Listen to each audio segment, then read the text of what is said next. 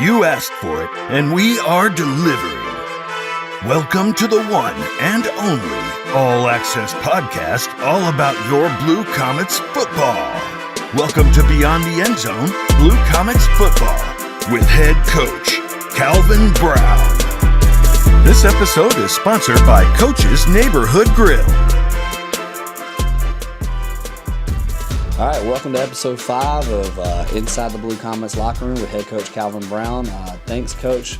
Thanks, coaches, first of all, for being a sponsor of this podcast, going on season 2 with them. Always a pleasure, and I'm a regular there now, Coach. Yeah, you should be. It's great food. 34-27 OT, close game. Multiple chances to win, Coach, and we couldn't seem to find a way except for a bad call at the end. I hate calling out refs, but a pick six that wins the game for us, and then they say hands to the face, but I really didn't see it when we went back to footage. No, we actually had 2 hands to the face call Friday night, something you hardly ever see in high school football. The first one was an accurate call. Our guy's hand slipped off the chest and kind of went up and caught the guy's helmet. So that was hands to the face. The second one, his shoulder pad hit the guy's helmet and knocked it off, which is not hands to the face. So tough break there, but there's missed calls both sides throughout the course of a game. So things like that happen. But yeah, that's a tough one to swallow on the pick six, to have it. When you go back and look at it, it really didn't happen. That's kind of tough. But those things happen, and we just got to be better in other areas, so we can't let an official determine the outcome. It was Izzy, right? Yeah, Izzy made the play. A great break on the ball. They were trying to throw the ball to Tyshawn across the middle. Izzy made a great break, picked it, and returned it for the touchdown. So a great play by him, and I hate it got taken away. I did hear you talking to the referee, trying to explain why it wasn't hands to the face. Yeah, I mean, that's kind of my job on a Friday night. Part of it is just trying to work the officials and get some explanations and try to get as many things as we can to kind of go our way when we need to. Just trying to, we had saw the clip on the iPad and real quickly after they called it, and so we just tried to express our concern how it wasn't. But obviously, once it's called, there's nothing we're going to do, and that happens. Officials aren't perfect, and that's just part of the game, and you got to live with it. And like I said, I tell our guys all the time, don't let the officials be in a position for a call to determine the outcome. And it was a hard-fought game. I mean, let's be honest. All the stuff I read online it was supposed to be a blowout. Yeah, I think very few people around the Randolph County was giving us a chance. I think everybody thought that Randleman would blow us out. I mean, they're very talented. They're very good. They're ranked number 1 in the state, 2A West, for a reason. So for us to play with them, I think we earned a lot of respect from people around town, which is what we've been after. But we're just still trying to get that statement win. And so close Friday night against a very, very good Randleman football team, but just came up short there at the end. And defense played well most of the game, but missed a chance. I would say they got 1 interception, but I counted 4 missed interceptions. Yeah, I thought our defense did an incredible job. We got pressure on their quarterback. Our D-line did a great job doing that. I thought that our DBs, we knew they were going to complete passes. We knew Tyshawn was going to catch passes. It was just trying to limit how many big plays. And I thought we did that. We did have a chance for a couple other interceptions. Ben got 1. Izzy had the 1 called back, but I felt like we dropped 2 or 3 other ones that could have been big plays for us as well. But they were in position. They were there where they needed to be. And just didn't make the plays. So there's little things we can touch on throughout the entire game. And I kind of told the team that, starting with myself down to the assistant coaches and all the players, everybody could have done something a little bit better to help us win if we go back and look at it. And that's what we got to improve on and take after this game moving forward. And we'll dive more into defense with Coach Hunt later, which is inside our Blue Comets locker room, which I think will be a great interview, like you were saying. Yeah, Glenn Hunt's our defense coordinator who does a great job with our defense, leading them. Me and him actually have worked together for 13 years, and he's been my defense coordinator since I took over as head coach 9 years ago. So he'll do a great job talking with you here in a little bit and kind of diving into our defense and all the X's and O's there. And we also have Dallas, man. Dallas Brinton, man. That's he first started as a varsity player at Ashboro, and sophomore who did well, 5 receptions, 65 yards, and a catch that not many people would go up there. Should have been an interception, but he snagged it back. Yeah, he made some big plays for us, and Now that he's kind of comfortable with our offense, we brought him up from JV, and he worked into the rotation there with our receivers. Our receiving core is really good, and he's just one of them, so they kind of rotated through, and he did a great job at lettuce and receiving against Randleman, 5 catches, like you said, and that one was a huge play. The ball was kind of up in the air. We don't have many guys that go up and fight for that ball when they come down. Probably honestly take it away from Randleman. I think they might have had it initially, and he got it back into his chest, and they both had hands on it, but because it was in his chest, the referee gave us the football. Yeah, and his brother stepped up again, still showing up with 28 carries and 120 yards. He had a good game, both Arizona boys. Yeah, Connor in the backfield, 120 yards against the Randleman defense, who's one of the best we'll see all year, is incredible. He runs it so hard. We were limited too, that we hurt him a little bit. Our starting center went out in the first quarter. Without our starting center, our run game was a little off. It wasn't the same as Ben, but Connor found a way to still get 120 yards, and that's huge when our offensive line wasn't quite the same they'd been just because of an injury. Walk me through offensive side. You on the 1 yard line. That was another play that stood out to me. That I guess it was miscommunication, running back and quarterback, and the fumble happened and they recovered. We fumbled. We had a play right there. We'd been giving it to Quincy on the goal line. They were on that. They knew it. We knew that they'd schemed us up a little bit. Earlier we had gave it to Quincy, and their coaches knew it was coming. So we were going to give it to Connor and let Quincy lead through there on ISO. Logan just opened the wrong way, and him and Quincy kind of bumped, and it kind of knocked the ball out of Logan's hands as he was trying to get it to Connor in the backfield. And that was the fumble. So another missed opportunity, ball on the 1 yard line and fumble and don't come away with any points. That hurt us big time. As we talk about that, the run game, we'll talk about Quincy in a minute, which he, again, 3 touchdowns, impressive. But 38 carries, it's a lot, Coach, which is good because last year I feel like we were doing the opposite. But I know you said, not trying to get negative, but at the beginning of the season, I know we talked about we're going to be more of a pass no matter what option at some in every play. Is it just not been there recently, or what? Because I noticed the stats just looking at those. Teams have taken away our RPOs a little bit. Randleman's 3-3 stack defense kind of naturally takes some things away that we want to do with our RPOs. So it usually is not there against them. It hasn't been in the past. All the years we've coached against them, they kind of take our RPOs away just based off alignment. But yeah, teams have kind of taken our RPOs away, and we've been very successful with the run. So Logan's also been smart. If it ain't there, he hands it off and doesn't take chances, and that's been good for us. It's definitely 139 carries, 809 rushing yards, and TDs, which is pretty awesome. But you're right. looking at the stats for passing, it's only been 77 throws, 496 yards, and 3 TDs, but 4 interceptions. I guess it's just, is it because, when we talk about it, is it more of just, you mentioned them toning in on it, but is it trying to find the right fit in the right position? Because I noticed you've moved around some missing pieces that are slowly getting the passing game back to what it could be. Yeah, and like I said, we're just going to take what defenses give us. And early on in the season, people weren't giving us the pass. Randleman, they're really talented. There wasn't a whole lot there in our passing game. Also don't help you got 6'5". Yeah, we threw 2 picks Friday night, and both of them were not bad picks, and that's what I try to tell Logan. They were both on third in extremely long situations, and it was 2 picks that they picked off, one at the 5 and one at the 3. So those are better than punts. We couldn't have punted it that well.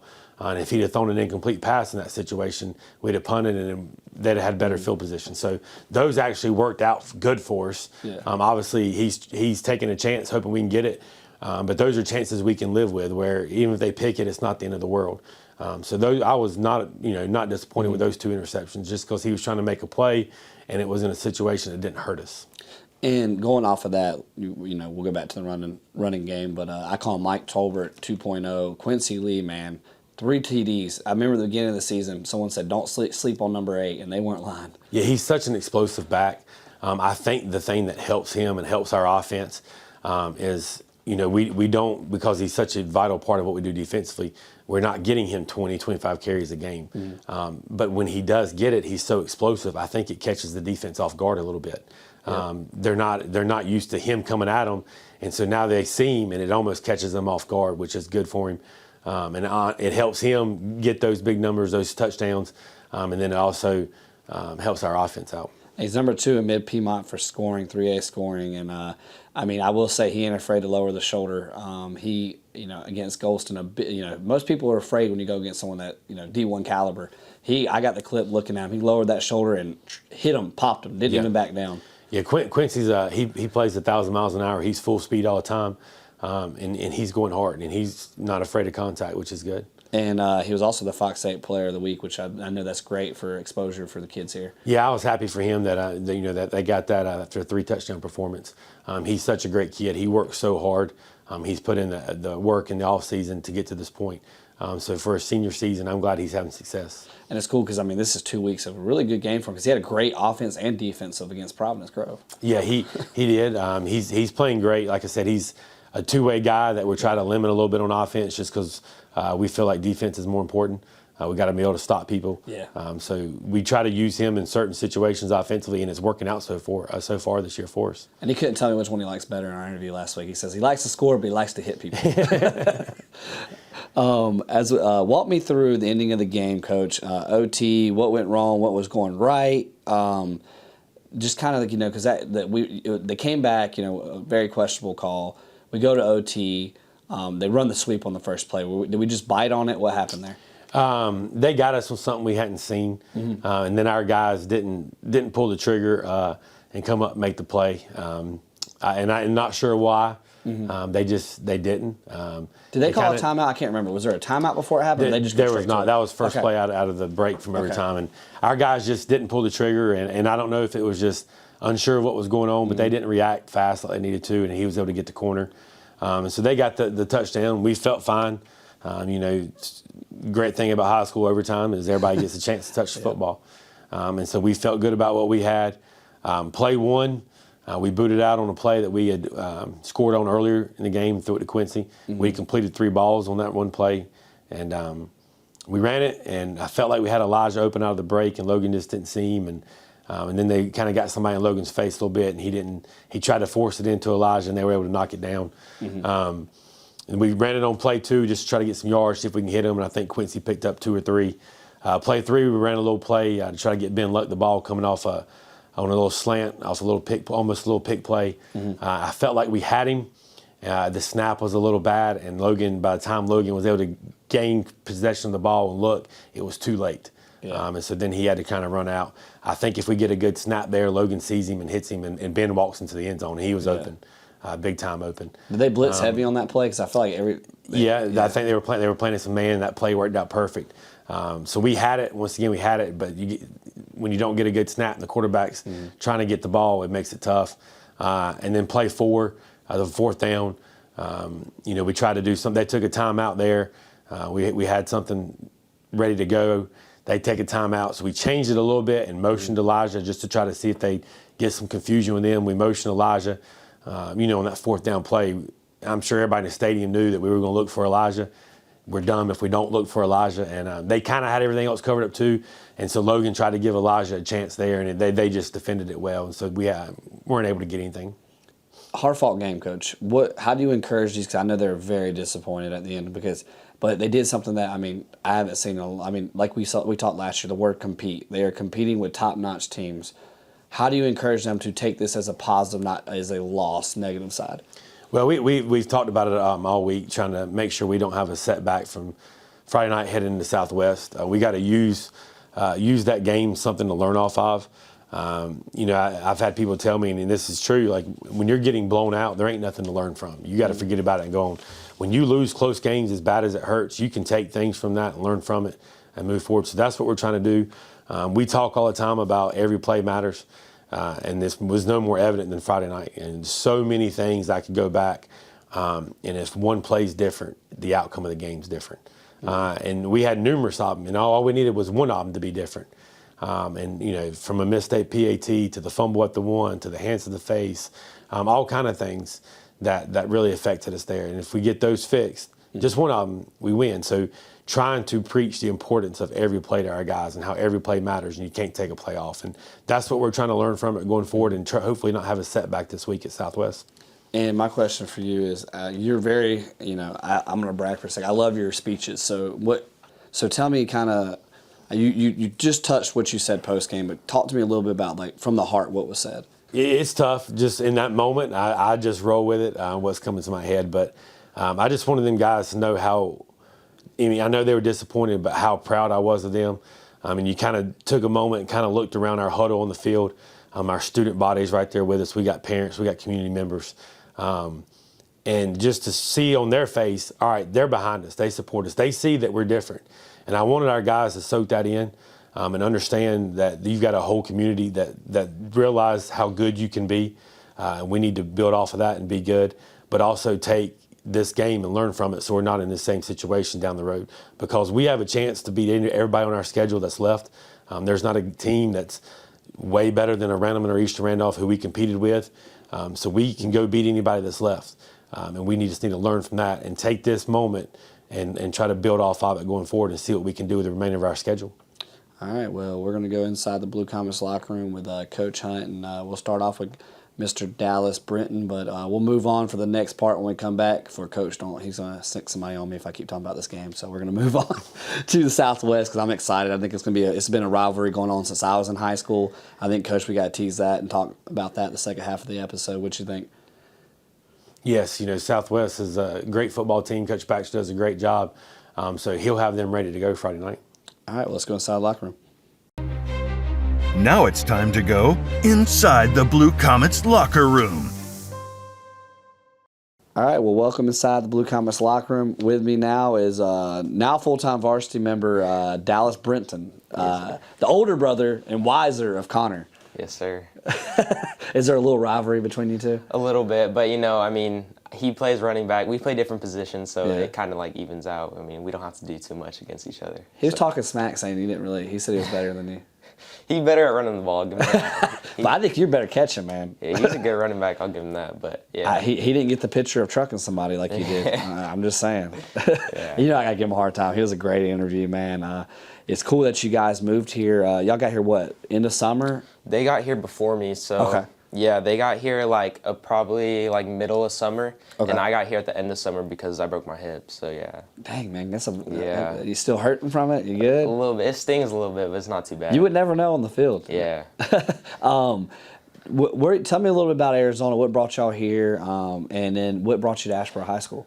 So Arizona, just I don't know, we've been there since little kids, growing up in the same community. So we pretty much knew everybody, and that was a hard thing to accept, moving somewhere where you're not really known and just stuff like that. But we moved here. I don't know, my mom, she's always liked North Carolina, and she has a new boyfriend. So and his brother lives here, so we just decided to move to Asheboro.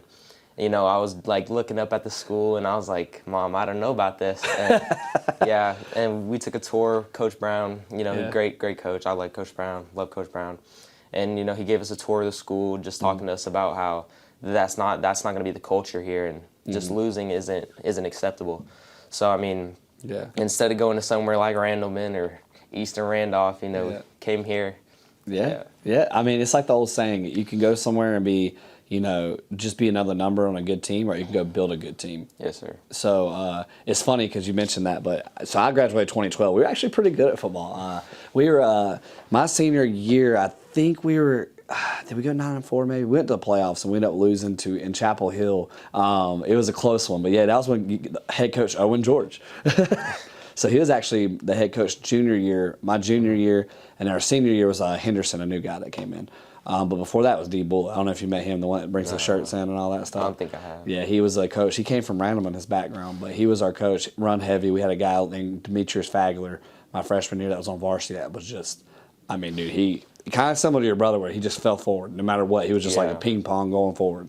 Let's dive in. So your quarterback, safety, wide receiver, everything else. Are you going to come still running back next to your brother?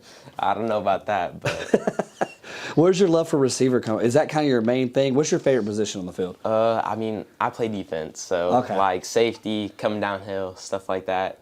And quarterback, that's just a random kind of thing. So last year, I was they have freshmen there, all freshman team. So and y'all must have a lot of kids if y'all have all freshmen. Yeah.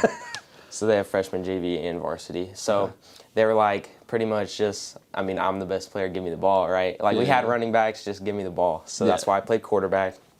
You know, I threw it a little bit, but just like against PG, I ran the ball.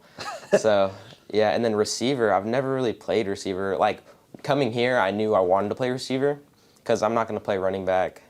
I don't know, just not my thing, really. Yeah. But, you just don't want to take that job from them, right? You know, you don't want to show them the wiser older brother, right? Yeah, I knew I wanted to play receiver, but you know, just like training, like off season stuff like that. Just.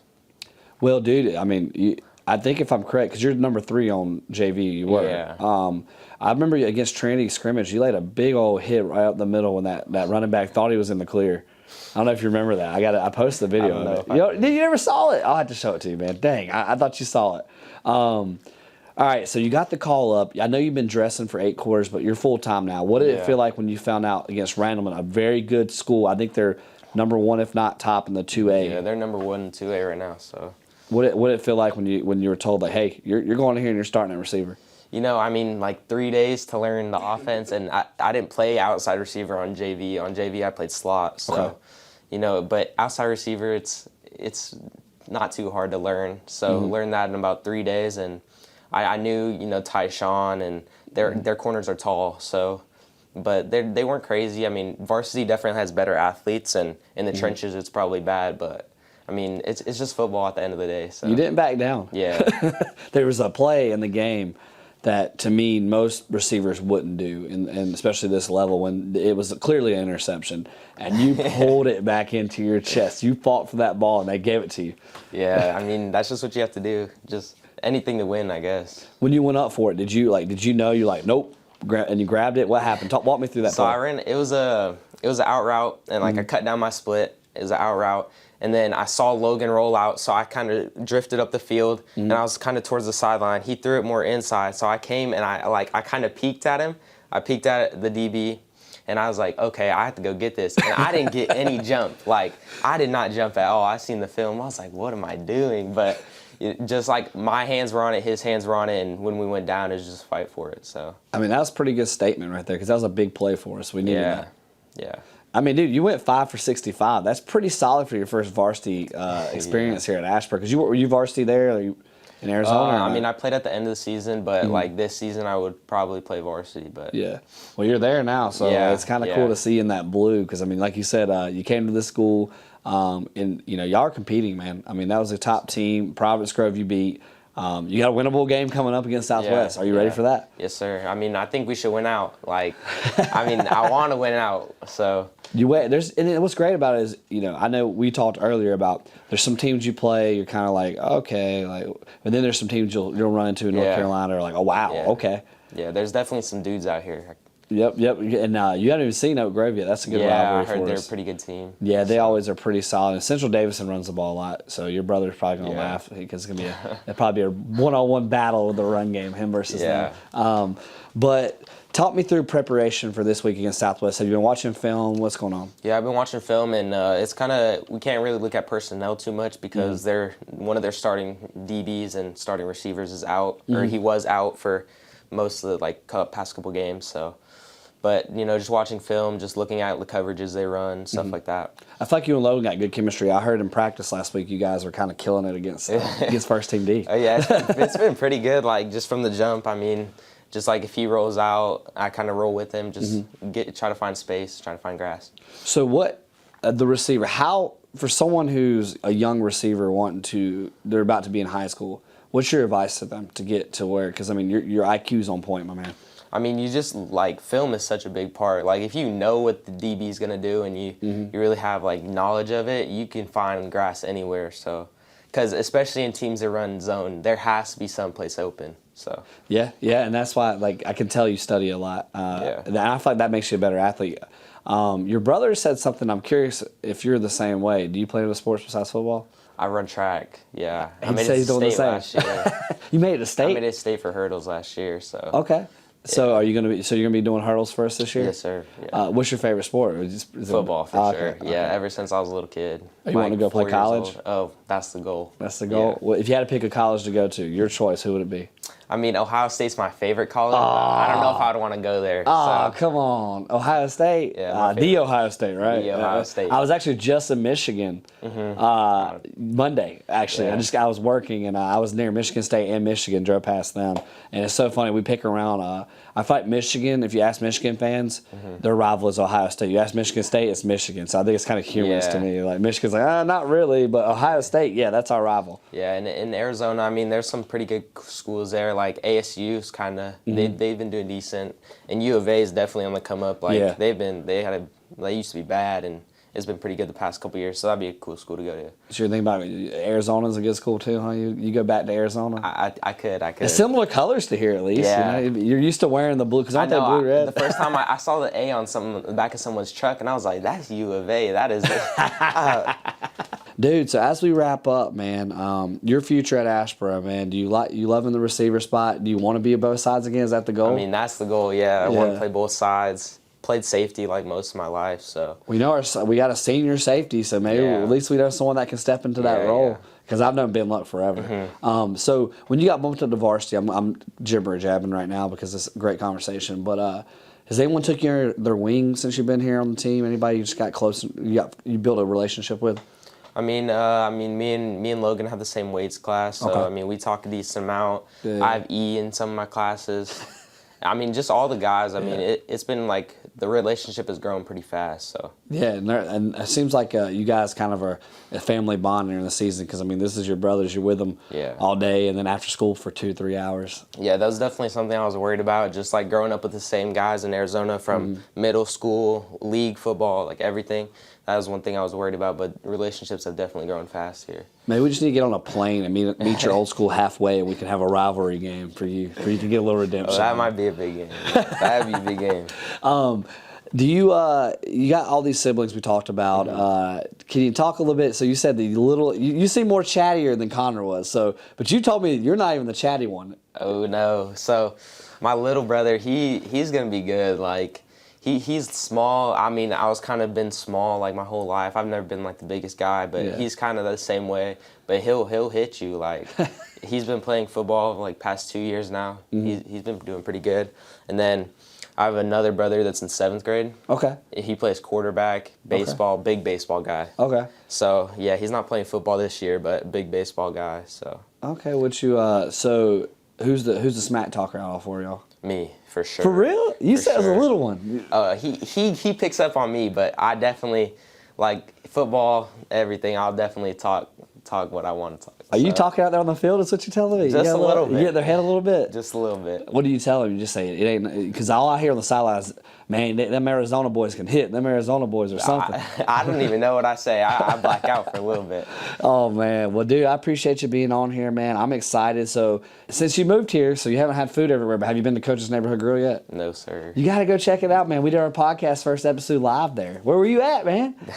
You got to be there next time. All right. Check it out. They actually have karaoke. I've been I ask one player every week, if you had to pick a song, you got to pick one. You can't just say, I don't know, it's a hard one. You had to sing karaoke. What would it be? See, I might have to give that to my older brother. He could sing, not me. But what would the song be? What would the song be? I don't know. I mean, I moved to North Carolina. Yep. A little bit of country out here. Might have to pick a country song, something like that. Luke Bryan, something like that. Okay. Because you're in North Carolina. Yeah, North Carolina. It's a little country out here, so. Yeah, dude. I forgot to ask Quincy Lee that question last week. I'd be curious to see what he picked. He's actually back there in the field, man. Yeah. You guys got a good relationship going right now? Yeah, me and Quincy, we talk a little bit, but. Yeah. Mr. Fox 8 Player of the Week. Yeah, man. I know. He had a crazy game last week. I mean, no one wants to meet him in the hole, I'll tell you that much. Hey, I'm sure you know you're going to get some in practice. Yeah, I don't want that. So. Well, dude, thanks for being on here. And surprise, we're going to Coach's after this for you to sing that song. I don't know about that. Everyone loves that Friday night cozy feeling of a Blue Comets football win. We here at the Original Affordable Furniture Store want to give you that same feeling with our furniture. We offer all mattresses and quality furniture at an affordable price for all families. Just like the one and only Blue Comets, we are your original affordable furniture.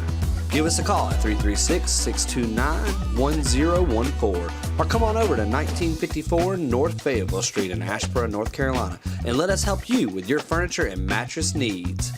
Buy local, stay local with the original affordable furniture. Now it's time to go inside the Blue Comets locker room. All right, well, welcome to our last interview inside the Blue Comets locker room, and we finally got them on. The fans have been asking Coach Hunt. They've been asking, we're delivering. How you doing? Doing good. Good. Tell us a little bit about your history. I know you did baseball, and then you were at Bishop McGinnis as defensive coordinator, correct? I was. I originally started coaching in Louisiana. Okay. Lived down there pretty much my whole life, and started coaching in high school 1998, I think. Okay. And coached football and baseball for a good friend of mine who was there, and then moved up here, coached at Bishop McGinnis, I think, for 8, I'm not sure. Ended up being defensive coordinator there, and then went over to Providence Grove, and Calvin and I were hired the same year, and then I took over the defensive coordinator when he got hired as head coach. Okay. And so he came here. So you've been with him since the beginning of his head coaching 13 career? years, I think. Okay. Yeah, 13 years total we've been together. Okay, and because he's been in this 13 head coach, right? Or how many years has he been head coach? 9 I'm not years? sure. Yeah. Something like that. Yeah. So you've been with him since the start of the run right there. Okay. Since he came to Providence Grove, yeah. And tell me, you and the running backs coach Jones were together at Bishop, right? Sure were. Yeah, he was the head coach. Yep, he was the head coach when I got over there, and I actually started as a defensive line coach for him, and then kind of worked my way up to the defensive coordinator spot there. So was the D line kind of your main? You said that was the beginning. That was the first defensive position that I coached. Okay. When I moved up here originally, I was an offensive guy from Louisiana, and I neglected to tell you about a little stint I had at Grimsley. The first football job I had up here was at Grimsley High School, and Todd Shuping hired me to help him, and I was a defensive line coach for Grimsley that year, and that was my first defensive coaching position. And since I've been in North Carolina, I've coached nothing else. I've been on the defensive side. Okay, that's a pretty big power school to start out with. It was, yeah, it was. How'd y'all do that? It was. We were not very good that year. Okay. Now he ended up winning the state championship later on. Yeah. But that first year we weren't real good. So when you go to Providence Grove, so what was your first defensive coordinator position? You said it was Bishop was the first technical D coordinator? Okay. So is that kind of how did you and Jones ended up? Because he went to Providence Grove too, right? Jones. He did for a little. He helped us there for a little bit. Yep. He was hired there, but then he ended up going back to Bishop McGinnis again. But they didn't take. I was there before he was there. Okay. Yeah, okay. Yeah. So they didn't want to bring you. You kind of turn it away. You're like, no. I said it's a good hire. I told Calvin asked me about him. I said, yeah, it's a good mind. Nice. And y'all turned the program around over there. I mean, they were okay school. I mean, they struggle like everyone when you first get going. You guys turn around into a almost every year making playoff kind of school. Yeah, it took us a couple of years to get that done, and a couple of years in the weight room with them guys. That Calvin and Grant did a great job with them, and it's you kind of see similarities happening here. Yeah. You know, it doesn't happen right away, but you can see it moving in that direction. So yeah, did a very good job there. There's some athletes here too in Asheboro. Yes, very much so.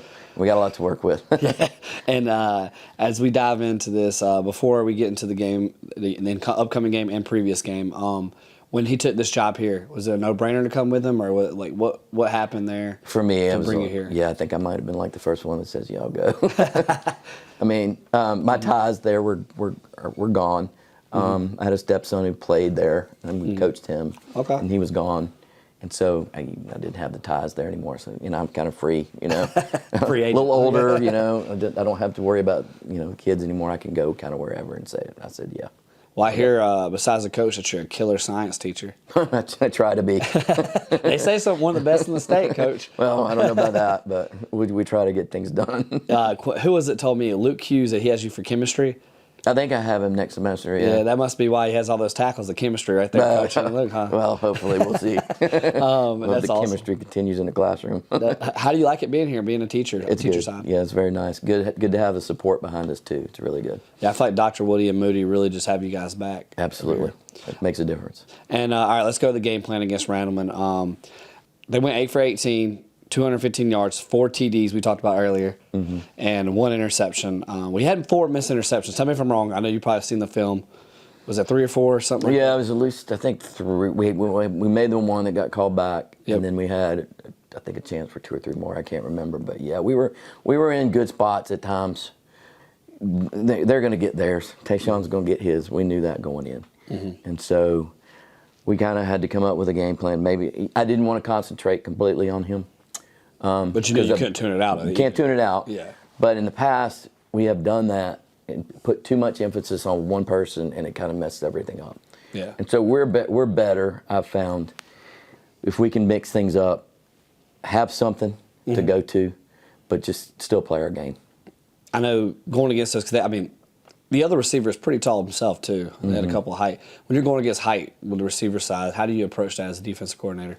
Well, we look at it, Jeremy does a really good job with those guys. You can't jump with them. You have to kind of jump through them. And so you're staying with them in their hips, especially if you're man coverage or if they're, even if you're deep third. When you're close, you kind of got to go up when they're coming down, and you got to hands go up through the football to kind of knock it out. Because jumping with Tyshawn, we can't really do that. We're not going to go up and take a pick from him. You know what I mean? Unless we bring JQ back. Yeah. We have to tell JQ's got to play football. Exactly. So the thing I noticed in the game, tell me if I'm wrong, but it's like you get them stopped. It was stop, and then they would either land a deep bomb or the running game was somehow they land that one good block to send that guy about 20 yards. They have so many weapons. It's so hard to stop it all. I felt like we did pretty well. Felt like we were doing pretty well in the run game. Yep. At times, it felt like we were doing pretty good in the passing game. We weren't perfect. Yeah. But then they got a quarterback that can run it, and it's like, okay, you got to give up something. And so I feel like they're going to go a pretty long way just because they have so many ways that they can attack you, and they're very good at attacking you with all those ways. Yeah, and I feel like, even to that defense of that quarterback, when you got a 6'5" receiver, you kind of just can throw it up in the corner and know he's going to go get it. And when you concentrate on one person, or you're going to give something up somewhere else, and which happened on the sweep. I feel like in overtime. They kind of have it. Yeah. Yep. They had just got the 2-point conversion, threw a little slant. Tyshawn got it easily. I'm thinking, hey, they might go back to that, but they overloaded our right side and went in pretty easily. Well, it was interesting because I feel like they teased that play the whole time, but they never ran it till overtime. So it was kind of like it threw off everybody because I feel like even me on the sidelines filming, I was like, where did that play come from? Yeah. They got a great coaching staff. They know what they're doing. They're a couple steps ahead of you sometimes, and with a team like we have and a team like they have, sometimes we got to play catch up, and that's just the way it is. How do you keep your defense in the right headspace when they miss a couple interceptions or they miss that one tackle that led to a 20-yard rush or something like that? How do you keep their confidence? They're coming in pretty strong this year, the defense. Yeah, I feel like it's something that they're doing themselves. It's not even something that I really need to get on them about. We'll look at the iPad and show them some things maybe that they didn't do right, maybe some things we got to get a little bit more consistent on, and then they'll go out back and do it. They take coaching very well, which is good. They don't get down too much. You can't. It's the next play. We got to go. If you dwell on it, you would just get hurt more. So they're pretty much doing that on their own. That's awesome. And then, were you part of the reason y'all switched to a 4-3 this year? We talked about it over the summer. We have pretty good defensive line. That's probably our strongest suit. Those guys are holding up really good. And so we felt like personnel-wise, we are good in that, but we have the ability to go to the three-man front too, which is good. Kind of made it easier. I shouldn't say simple, made it easier for us to do that because we did them both last year. But we had y'all three-man? We started in three-man. Okay. And we trashed it because it wasn't working. Came back to 4-man, and then we ended up having some 3-man towards the end. Okay. And so it's kind of this year it's kind of a hybrid thing. We can pop in and out, personnel thing, and they all caught on and are doing pretty well with it. And just look at the numbers. This year you're averaging in 4 games 22.75 per game. Last year it was 31.5. That's already an improvement right there. Yeah.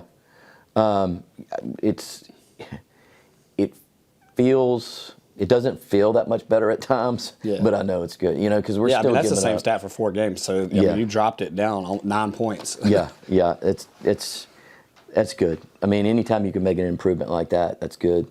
And offensively, I feel like we're better too. So it's sort of working in both directions. Well, I like it this year because I've noticed more in the game time situations. last year, and don't punch me for saying this, but I feel like the defense was doing great till the fourth quarter. And then as they were tired because they were on the field, and it was just one of those where they were wore out and beat. This year, I see a big difference. I feel like they're holding themselves up. If they're tired, I can't tell. And they seem more confident this year. Right. Part of that is we've got a lot of guys that don't have to go both ways, or not as many. You did have a lot last year. I forgot about that. Yeah. So that's part of it. And, I just feel like one thing we had to work on last year, our offense would score a touchdown. Where we'd get a stop, our offense would go score a touchdown, and then immediately the opposition would come back and score again. I felt like we had to get better on those change of possessions after we scored. And I feel like we're a little bit better this year. Now, the other night, it happened to us. We'd score, and then we gave up one. Yeah. Again. So there were some big stops, though, work on that. We had we had a little bit of consistency there in the middle of the game where we had a couple stops in a row. And then, if you're doing that against Randleman, you're doing pretty good. Yeah. It's going to be tough to hold them forever. Yeah. So, especially, I didn't realize. I was proud of what we did at times. Well, I didn't realize those two running backs too. They run hard. Yeah, they run upfield and they lower their shoulder. Yeah. We saw that on film. They're going to get the ball and they're going to go north and south hard. Yep. So I felt like we did a pretty decent job against that.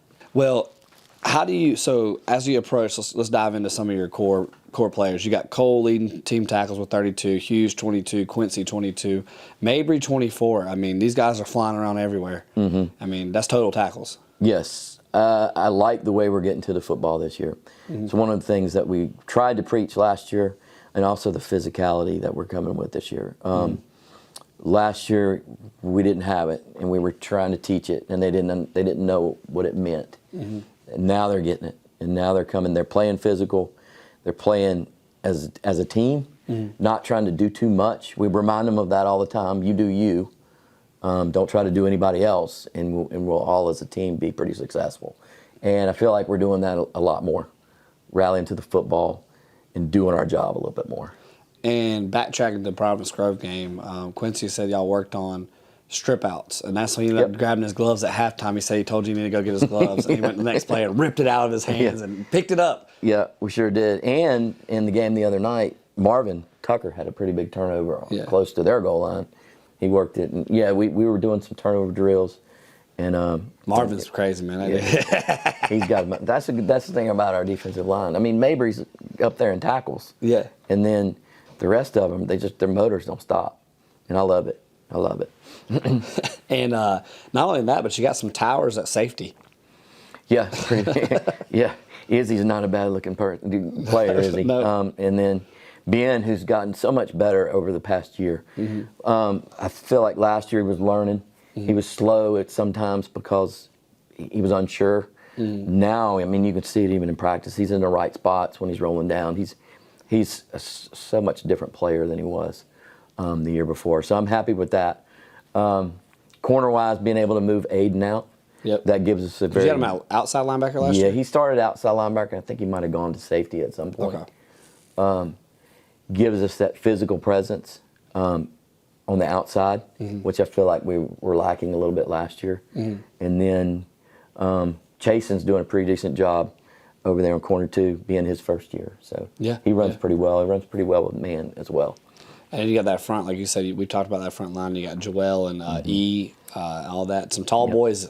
Lanky. Luke told me it's hard to see over them sometimes. We're working on them playing with a little bit better level. Because when you're tall, much taller than sometimes your offensive lineman in front of you, you got to really focus on level and not standing up and being able to hold your spot. And into the game, what did you call it? Obviously, I know I talked to Coach Brown about this.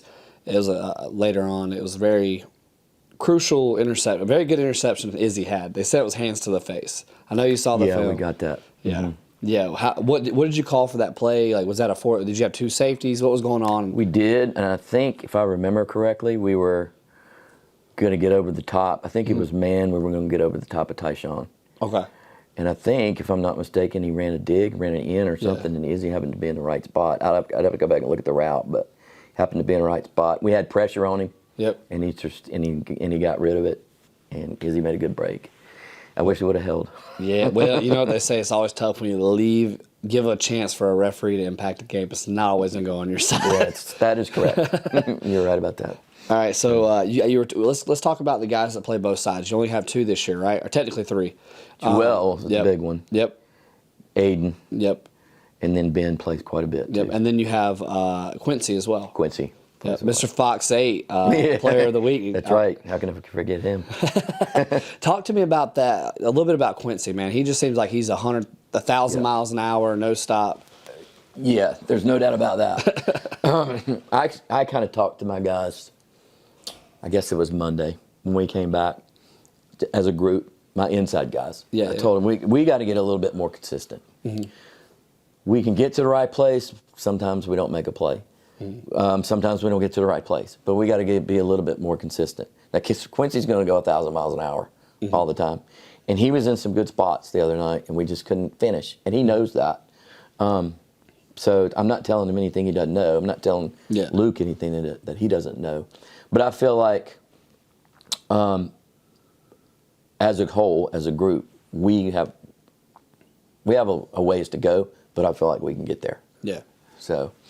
And how do you, because like we talk about 1,000 miles an hour, I see it even at the middle school level where they want to go get the hit, but they don't break down and give themselves that distance to make the play. How do you teach and implement that to these guys? We run several tackle drills, but one of the ones we do is a vice drill. Mm-hmm. And we usually do that on Tuesdays. And we'll work 2 guys on one, coming in, working the hip, shuffling down, having hot feet so they can move in either direction. Sometimes in the heat of battle, that's hard to do. And that's kind of what happened to Quincy the other night. He'd be in the right place. He'd be shot out of a cannon. Just need to keep them feet hot a little bit and make that play. Yeah. And he'll work on it. He's a guy to work on it. He seems like he's a go-getter kind of guy. He is. He's a yes-sir kind of player? Mm-hmm, absolutely. And he's a great guy to coach. Really love being around him. And talk to me about Mr. Linebacker. I call him Luke Kuechly, Luke Hughes. Just talk me a little bit about him. I feel like even last year he was like, I know he's not right now. And he missed a game and he's still top 4 in tacklings. Mm-hmm. But last year he led tackles. Mm-hmm. Talked about his mindset, his football IQ. I have to have him out there. You know, he's pretty much the leader of the defense. Mm-hmm. He sees me. He gets the call in. He relays the call. He knows he will get the strength call to get us lined up, and he can move people around in front of him that may not be in the right place. So he's really the leader there, and I'll tell you, he's improved so much over last year, and I think the weight room has helped him in that regard. I think he's got a little bit stronger there, being able to shed blocks. In general, he's probably the most consistent reader of offensive linemen to get into the right spot, and so he's a joy to coach as well. Both of them guys I have fun coaching with. That's awesome. Yep, I love them. And speaking of that, you guys have a Southwest. You're going away game. Mm-hmm. How do you prepare for a team averaging 23 points per game? They came off a loss against Albemarle, but I don't think that means anything right now because anybody can show up. As you guys basically everyone said y'all were going to get killed by Randleman, but you showed up. You competed till the whistle. Mm-hmm. So how do you attack going against a well-coached Baxter? He coaches what he has. Mm-hmm. Yeah, they've got some things that can hurt you. I think a lot of what he's trying to do this year, at least what I'm picking up, is, and he's done it in the past too, is give you a lot of eye candy, a lot of motions, back and forth, and then they'll run things back against the motion. Mm-hmm. He'll run motion to kind of out-leverage you a little bit, which sort of hurt us last year because their quarterback can run, and so that gives you. They have a lot of design plays for their quarterback. And is the same one from last year? I don't. Okay. I don't know. And then, design plays for him. So there you go. There's another guy you got to worry about. There's another blocker you have to worry about. And he does a good job getting them in those situations. So we have to be prepared to be able to handle that. Our eyes need to be in the right place as linebackers. We have to have good eye discipline that will help us get to the right spot. He will throw formations at you. He'll throw empty at you. Passes a lot out of empty. Okay. He will throw 2x2 at you. And then he's also got a power run set. And so we have to be ready to defend all of that. And speaking of that, it was a close game last year. I know you remember that. It came down to the fourth quarter. Yeah. I feel like they're young this year. I feel like, they're 2-2. You guys go get this win. This is probably something Asheboro hasn't done in a long time. Yeah, it's been a while. Hopefully we'll come out a little bit better than we did last year. We're running a couple different things defensively, obviously, since we've already talked about that. But we should have a decent game plan for them. I'm happy about what we're going to do. We just have to go out and execute it. That's awesome. And as we wrap up, talk to me a little bit about your staff. I mean, you got some great guys. Oh, yeah. Coach Spencer brings the energy every day. Yeah, he does. He's great to be around. Great to be around. He is good with those guys in not just telling them and teaching them what to do, but the why behind it. He wants them to know why they're doing this. That's good. In the overall scheme of the defense. And then Jeremy, I've been with Jeremy for a while. With the DBs. He's come such a long way. He has great ideas when we meet on Sundays, and he knows how to implement them. He has a good rapport with those guys that he coaches. And then Coach Pappas, we just picked up this year, is helping us out a ton with those outside linebackers. So really good to work with those guys. I like to have them in the meetings on Sunday, throw a lot of ideas off each other, and we come down to something. Hopefully that'll get us a victory. We'll see. Awesome. And it's really good. It's like kind of Coach Brown brags about you guys. He says without his staff, he wouldn't be able to have the success he's had in his past. Well, I appreciate that. And then, one of the good things about it is we've been together a long time. You don't see it very much. And I've been happy in that regard, and I've been blessed in that regard. I've been on some pretty good staffs, and obviously this is one of the best ones. And so I hope we can keep it going for a while. And football's not your only sport. No. I do baseball too in the spring, so my off season's basketball. Is it really off season though? Not really. So I'm going to help out again with baseball. I'm not exactly sure in what capacity, but I am going to be out there. Been a head coach in the past. That's what I was going to ask you. What made you want to give that up? Better opportunity here, I thought. Yeah. And I've done it. I've done all that, and so I feel like I'm getting up there in age. I've been doing it for so long. This is probably maybe my last shot at going far into playoffs, and I didn't want to pass it up. That's awesome, especially because you guys are building something really special here, and the fact that the whole community and even your admin and central office has your back. It's got to be something special to know. Yes, it definitely is. And those crowds is crazy. Yeah. Even though over the past few years it hasn't been great here football-wise at Asheboro. Yep. Crowds keep coming. The support's there. We just got to keep every working. Every year we got to have some high hopes. Every beginning, we're winning state every year. Everybody says. Let's go. I love it. Well, Coach, thanks for being on here. Excited for the game, and let's go be 3-2. That sounds good to me. I appreciate it. Thanks for having me. Are you a business wanting to support Beyond the End Zone, Blue Comets Football podcast? Don't miss your chance to be a sponsor for this all-access podcast on your Asheboro Blue Comets. Contact us at sportsintheborough22@gmail.com and learn about your sponsorship opportunities. Again, that is sportsintheborough22, all one word, @gmail.com. Contact us today.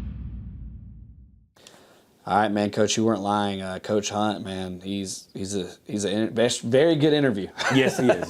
He's really smart when it comes to football, just the scheme of things, and that's why he does such a great job with our defense. It kind of goes back to Coach Handy when he first came on. He said it was like a different language when he first heard you guys talking. That's how I felt talking to you and Hunt. Coach Hunt is a lot smarter than me, but me and him work really well together. Like I said, we've been together for a long time, so me and him mesh well together.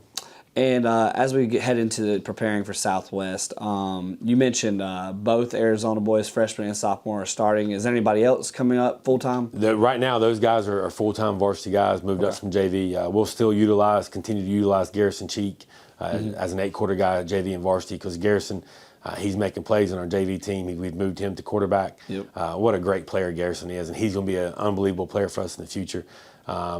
And he's right there in the mix with one of our slot guys on varsity. So we'll continue 8-quarter him as long as we can until we just kind of absolutely need him on varsity. Heading 15 minutes down the road to take on a 2-2 Southwest, who just got beat by Albemarle, 22-15. Studying the film, anything to talk about on that? Yeah, we knew Albemarle was a good team when we went and played them. They got some really good, talented players, athletic guys, and I think those athletes kind of gave Southwest a little bit of trouble. Southwest made some mistakes that hurt them in that game and kind of got behind, and they were fighting back from early on. But Albemarle is a good team. I want to make sure our guys don't look at the two scores of us playing Albemarle and Southwest and think that's how the outcome is going to be, because situations are different, games are different. We got to look at the Randleman game. Absolutely. This is a stat that I hate saying because they were our rival in high school and stuff, but we haven't beat them since November 1st, 2019, 13-14. It was a home game for us. Now we're heading to the road. They're a very physical football team. Coach Baxter does a great job having them prepared. So we're going to have to be ready. He's a good defensive mind coach, so I know they'll be prepared for our offense. But he also does a great job with his offense, putting them in situations to be successful with the talent that he has. So we're going to have to make sure we are more physical than them. I think we're going to have to try to stop their run. They're not great at passing. Young, or that's what I'm trying to figure out? Are they a young team? You said the same guy from last year? No, it's different guys. Okay. Yeah, but they're kind of a mixture, old guys and young guys. But we just got to make sure we can stop the run, be more physical than them. And then offensively, I think we need to set the tone by being able to run the ball, and that's going to open up our passing game. I do think there's some things in the passing game we can take advantage of. So I think hopefully we can be a 50-50 team Friday night. And going off of that, last year it was a close game to the fourth quarter. They kind of pulled away from it. Talk about that game last year and what happened. Yeah, we thought we had some things last year for them, and we did, and we weren't ready to go win football games last year. We came off that bad loss at Randleman. It was homecoming. Our guys just weren't ready. They weren't focused, and Southwest just kind of took advantage of it, and they were more physical than us, and they're late in the game. They took away with it, and we just got to be better than that. How do you, a little insider knowledge for us, Coach, how do you prep for someone like this team? Are you trying to preach, hit them in the mouth first, or what approach are we taking? No different than we are every week. We try to take the same approach. We just want to be the more physical team each and every week, and we don't try to change our approach by who we're playing, because I think if you do that, you kind of get our guys nervous. I want us to have the same approach each and every week, so they're not nervous or think it's a bigger game or it's a different type of game, even though it's a big one, because it's a big rival game. Southwest is a huge rival, so we've got to make sure we're ready to go. But I don't want our guys worried about that. I just want them taking the same approach. So let's just go play football and let's try to be the most physical team. And what kind of defense are they typically running out of Yuba State? They're in a little bit of a 4-3 look, so we'll be ready. Baxter's always done a great job. I've coached against him every year I've been a head coach. He does a great job of mixing up things, though. So we're prepared to see some different things we haven't seen on film, just because he's done that to us in the past. Yeah, I've known Baxter for a while. He actually coached my brother because he's basketball as well still. So he I guess he can't. He's kind of like you. He can't take his hands off of just one sport. He's got to have multiple sports to be involved in.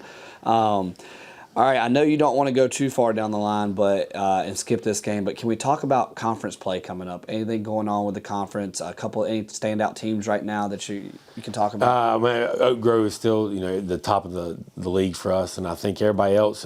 Central Davidson had a good outing against Eastern Randolph last week. Down to the wire, right? Yes, Eastern Randolph scored the last play to beat Central Davidson, so I'm sure they're playing real well. Their coach does a great job. And then North and Ledford.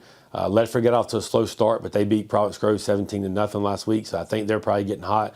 They've got a great coaching staff as well. North Davidson, they're getting better each week. And then Montgomery Central has gotten off to a really good start this year.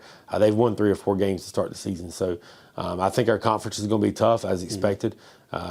We need to finish our non-conference slate this week really good, and then we can get ready for conference play. First home game, too, right, against Oak Grove? Yeah. The first conference game will be Oak Grove at home.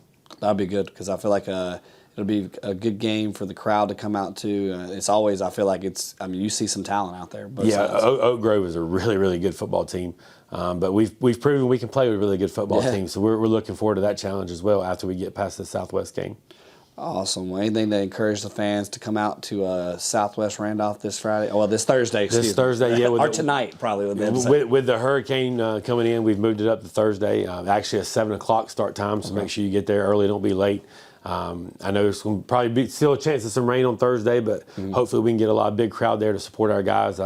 we need it on this big rival game on the road. And since we didn't get to see the paratroopers yet, can we go ahead and just hook you up to jump out the plane, pregame speech? Hopefully the paratroopers are coming in on our homecoming game versus North Davidson. Okay, awesome. I think you're giving a little insider. I love it, Coach. As always, we want to thank Coach's Neighborhood Grill for sponsoring this episode. Please, please, please come out tonight and support, or it should be tonight when this episode airs, support your Blue Comets. Let's go get 3-2. What do you think, Coach? That'd be a great start for us. If we can get to that third win, it's something that, we hadn't talked about as a team, but it is something that hadn't happened at Ashburn since 2016. So we're talking 8 years since they've had 3 wins in a season. So we're trying to get to that mark. I think if we go 3-2, you got to hook up to one of the paratroopers and jump out the plane. I don't do heights, so I'm not on that one. Well, awesome. Well, thank you, Coach, and we'll see you next time. This episode was sponsored by Coach's Neighborhood Grill. Make sure you go by and support them for their support of Blue Comets football.